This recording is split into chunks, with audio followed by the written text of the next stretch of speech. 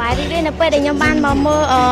រឿងវិញ្ញាណបិសាចជក់ឈាមញាក់សាច់តែម្ដងបងមានភាពសប្បាយរីករាយដូចជាឈុតឆាកកំ pl ែងហើយនឹងមានភាពរន្ធត់ផងដែរមានអារម្មណ៍ថាប្លែកហើយនឹងសប្បាយដែលបានឃើញទេសភាពនៅទីក្រុងហុងកុងនិងទីក្រុងបាងកកមកដល់ហើយផលិតកម្ម Sunday យើងខ្ញុំបាននាំមកនូវរឿងដ៏ល្អពិសេសគឺរឿង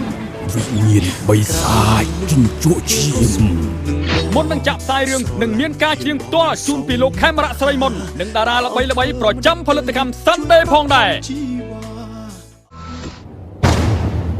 ព្រោះតែសេចក្តីស្នេហាធ្វើឲ្យមនុស្សពីរនាក់ខ្លាចជាបិសាចជញ្ជក់ឈាមវិញ្ញាណតៃហោងព្រាយអសូរិកាយ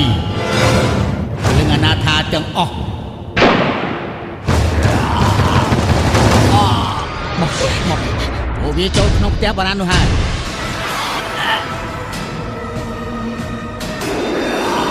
តែភាពយន្តខ្នាតធំដែលថត3ប្រទេសរួមគ្នា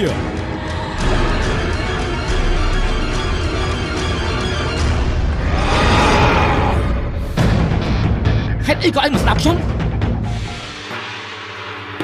សុខចិត្តកាត់បន្ថយយកខ្លួនឯង10ឆ្នាំ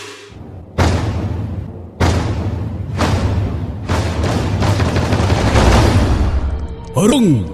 វិញ្ញាណបិសាចជញ្ជក់ឈាម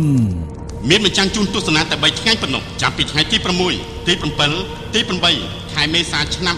2013នៅភោជនីយដ្ឋានពលឺនៀកទឹកនៅភូមិក្បាលស្ពានសង្កាត់ប៉ោយប៉ែតក្រុងប៉ោយប៉ែតបញ្ចាំងមួយថ្ងៃមួយលើកចាប់បញ្ចាំងពីម៉ោង7យប់